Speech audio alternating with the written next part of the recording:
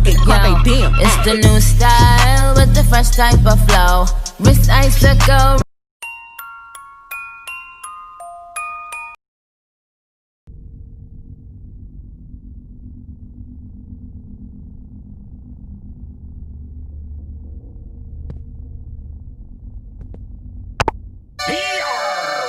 You can be a pirate, but first you'll have to lose an eye and an arm.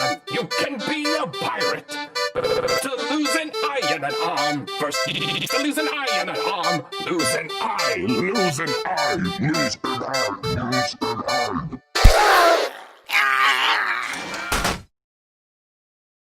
And an arm.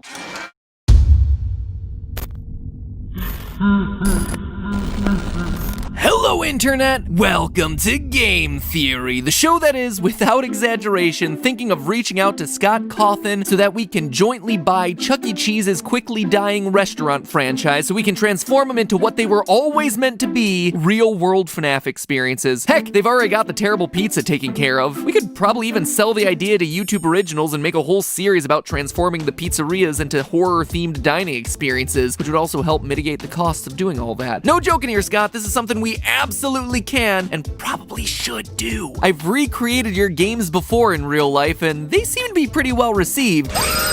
So between my theater background and your, well, you know, your gobs of money and masterminding of the IP, I think we can make something that's really cool. And yeah, the reason I'm bringing it up here is so fans can start talking about the idea both here and on Reddit to show you how excited they are for this to happen. Anyway, let me just leave it at, you have my email. I eagerly await your response. Who knows, you've probably already bought it at this point. You're just waiting a month, a new FNAF book, a new set of lore reveals. Earlier this month, the latest Fazbear Fright book, Step Closer, hit store shelves, and even though it has a super forgettable name, the stories inside of it are epic. Not just because they're some of the most gruesome in the series. I mean, page 1 literally starts with a dream sequence where a kid's eye gets popped by Foxy's hook, but because of the lore drops that are happening in this thing, they are huge. Up until this point, the Fazbear Frights books have given us interesting concepts to chew on, fleshing out the world of FNAF and giving us new insights into events that we already had a pretty good handle on. It's been useful, certainly, but nothing too earth-shattering. Animatronics can have people stuffed inside of them. Confirmed outright in book 1. People can have animatronics stuffed inside of them. Confirmed in book 3. Everything is powered by human agony. The missing children's incident probably happened in 1985. Animatronics can steal identities. Humans can be body swapped with animatronics. Golden Freddy might have multiple souls trapped inside of him. Ghosts might be able to escape from their animatronic prisons to lure more people to them. Like, there has been a lot across all of these stories, hence why I've been covering these books so much. But Step Closer's lore drops are attacking some of the biggest lingering questions still in existence from these games. The ones presented to us by the two most frustrating games in the franchise, FNAF 4 and FNAF 6. Questions that are still hotly debated by the FNAF community. So today we're looking at the first of those debates, the ones related to FNAF 4, and looking at what those answers mean for the rest of the series. Today, we confirm the identity of this guy, the older brother, Foxy Bro. Real quick though, before we get to the meat of this theory, let's quickly speed our way through probably the least important story of this new trio, the middle one titled Dance With Me. In it, we cover Casey, a young woman who's coming from a tragic childhood. She lives on the street picking pockets and nabbing purses. One day, she robs a mother and a young girl outside of Circus Baby's Pizza World, which we're told has itself a big